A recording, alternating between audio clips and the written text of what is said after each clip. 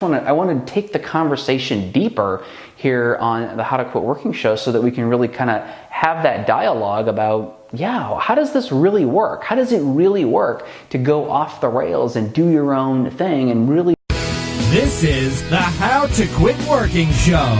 Jeff Steinman believes entrepreneurship is the only true path to freedom. That's why he created the How to Quit Working show, where you'll hear stories, insights, and inspiration from lifestyle fanatics who left their soul-sucking 9-to-5 job forever. Now, here's your host, author, entrepreneur, and ultimate lifestyle fanatic, Jeff Steinman. Hello and welcome to the How to Quit Working show. Today I want to talk about this really cool topic of being true to your own values and not being true to somebody else's values. We live in a world where everything is pretty much laid out for us. Somebody else has decided how things should be, how we should do things, and it doesn't matter if that's right or wrong for us. We are expected to do it anyway, and that's what How to Quit Working and How to Quit Living is, How to Start Living are all about. It's all about doing it your own way, and I love talking about this topic, and we're going to talk about how it's really, really important to do that and to live in your own way and according to your own values if you want to live a life that is peaceful and happy. Now, before we talk about that, I'll just remind you, as I do on every episode of the show, about the How to Quit Working Circle, and that's where you go if you're looking for a community of people just like you and you'd like to be supported and encouraged, you'd like to get some free training and you'd like to get some special offers from me every now and then you would go over to howtoquitworking.com/circle and enter your information and you'll get access to the free Facebook community as well as the free video training series and all kinds of really, really great stuff that is for members of the circle only. So again, howtoquitworking.com/circle. I look forward to seeing you there. Now let's talk a little bit about being true to your values. You know, everybody, at least most people, certainly people listening to this show, you view your values as it relates to other people as being very important. So you would never steal from another person. You would never probably injure or harm another person. You have these set of values that are really good and really strong values for how you treat other people. But and I think most people have that. Certainly some people don't, but most people do. But what we forget about is the fact that, we have our own values as it applies to ourselves. We have a set of ideas about how we deserve to live our lives and what we deserve to do. And unfortunately, we live in a world that doesn't seem to care that much about it. We really seem to care more about conforming to that regular normal blueprint that's been created and outlined for you to follow based upon somebody else's idea of what you're supposed to do. And what happens is that puts you in a place of just not being true to your own values as they apply to yourself. Now, you're perfectly in alignment with your values as they apply to other people, right? Because you're doing exactly what they want you to do. You're not stealing from people, you're not hurting people, but you're also meeting their expectations.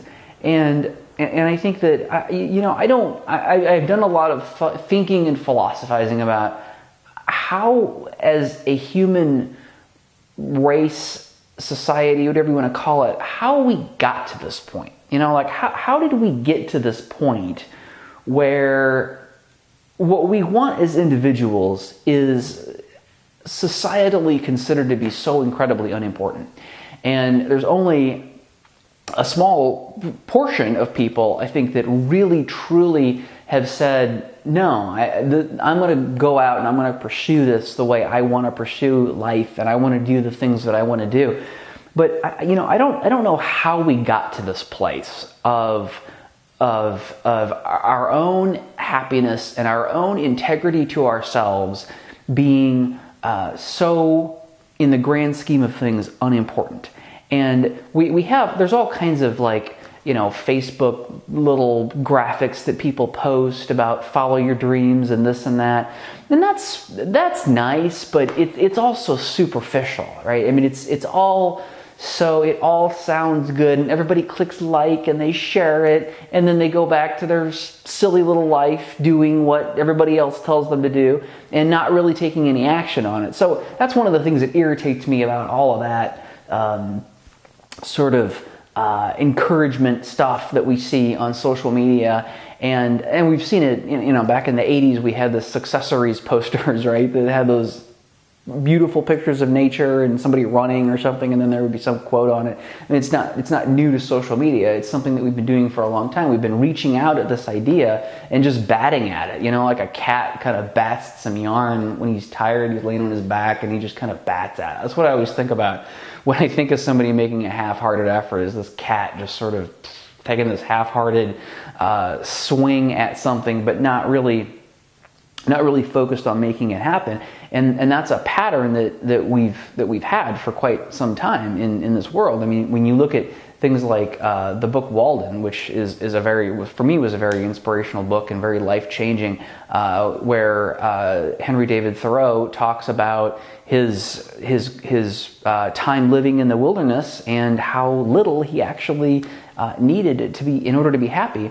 And, that book, I don't know when that was written. It was sometime in the maybe 1860s or something like that. Don't quote me on that. I'm just taking a guess. But, even back to that time, we were talking about it, but there were still very few people that actually said, okay, you know what? Screw it. I'm going to do this the way I want to do it. And here we are, if I'm right on the date of 1860, that would, here we are like, 40, 50, 60, 160 years later, and we still haven't figured out how to do something a little bit different.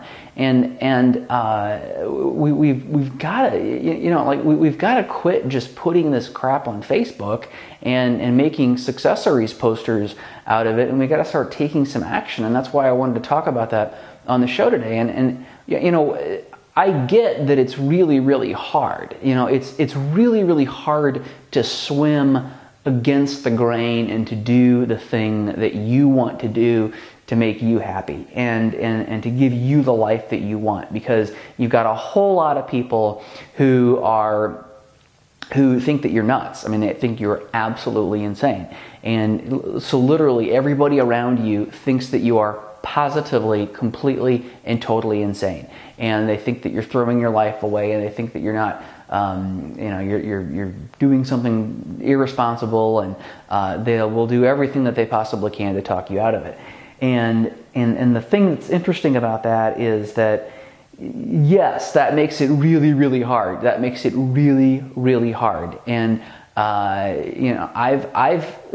found it useful to look at it through this perspective.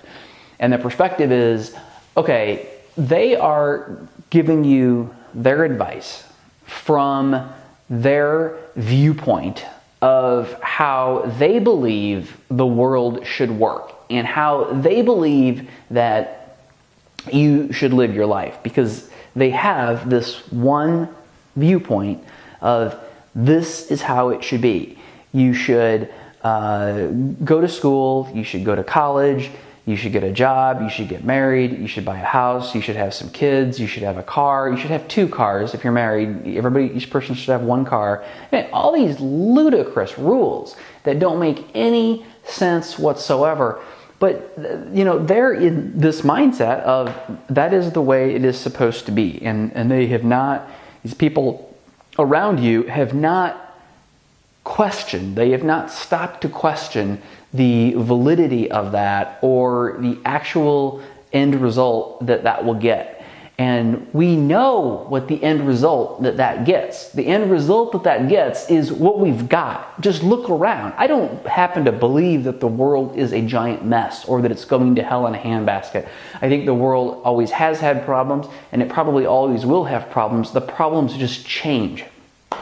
So when I look around at the world, I see a world that has problems just like it always has and probably always will. But the one thing that I see that is an issue right now that we don't talk about enough is just the overall mediocrity of most of our lives. Now, certainly there's people in extreme situations, extreme poverty or illness or strife or whatever's going on. There's those extreme situations, but then there's also this huge group of people in the civilized world who are doing okay financially. I mean, they've got all their needs met, but are completely and totally just barely making it emotionally. And I mean, that's been proven time and time again. I mean, there's all kinds of information and data out there that shows that, yeah, most of people aren't really happy. They aren't really thriving in life. They're just kind of getting by. And they have this mentality that, yeah, I mean, you know, this is okay. This is what life is. It's kind of a mediocre experience. And all I can do is make the best of it. So I'll just push through, and I'll rely on alcohol, sex, TV, drugs, marijuana. I'll rely on whatever I got to rely on to get me through and to help, you know, just to push me through the rest of these years until I finally die. And it sounds kind of harsh, but that's the reality of it. I mean, it's the absolute reality of it. Most people in this world are living a life that is made tolerable only by escape, only by the 2 weeks of vacation a year, by the glass of wine with dinner, by flopping down in front of the TV, by smoking some weed, whatever it is. They're living a life that is all about getting to that next point of escape. I talked about escape a couple weeks ago on the show, and it was a really neat topic. But if you really want to do something different, you have to stop looking at other people's idea of what life should be like, and you have to embrace your idea of what life should be like. And I will never prescribe for you what that should look like, because it is very, very different for everyone. Everybody has a different idea about what is actually good in life and what actually makes life good and what they want to do. And everybody should be able to pursue that.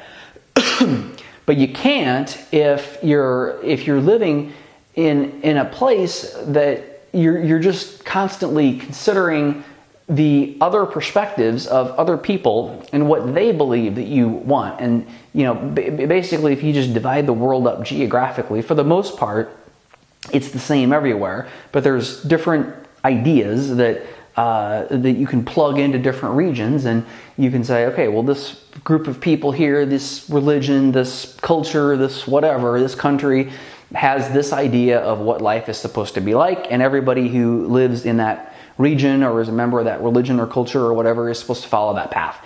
And you've got to be able to say, no, I'm not going to follow that path. I'm not going to follow any path. I'm going to follow the path that I want. And I'm going to do what I want. And it's really, really hard. It's hard because you have really no support structure for it. You have nobody there to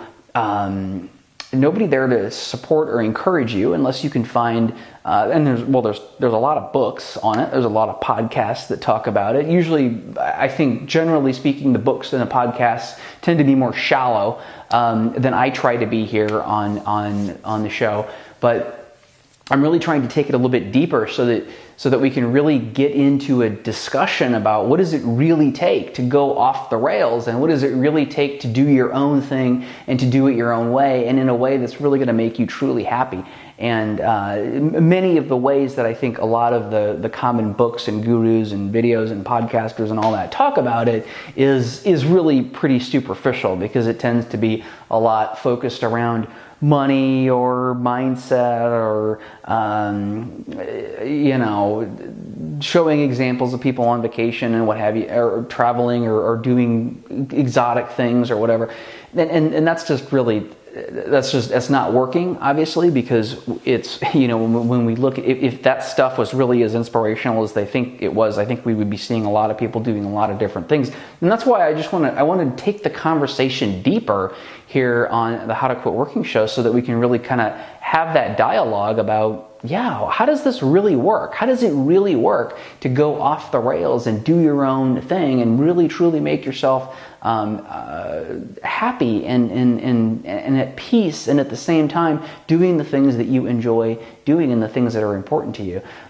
So I think that the thing that I just really want to emphasize here is that you have to recognize that the perspectives that you're getting from everyone else, everywhere else, all over the place, everything that you're seeing and taking in on a regular basis is somebody else's idea of how you get a certain result. If you haven't turned this video off by now, you are not looking for that result. You're looking for a different result. So all of their advice, every single thing that comes out of their mouths, is designed to get you to that result of mediocrity, that result of following the path that everyone else follows, and getting the result of the mediocre life that a vast majority of the people in this world live.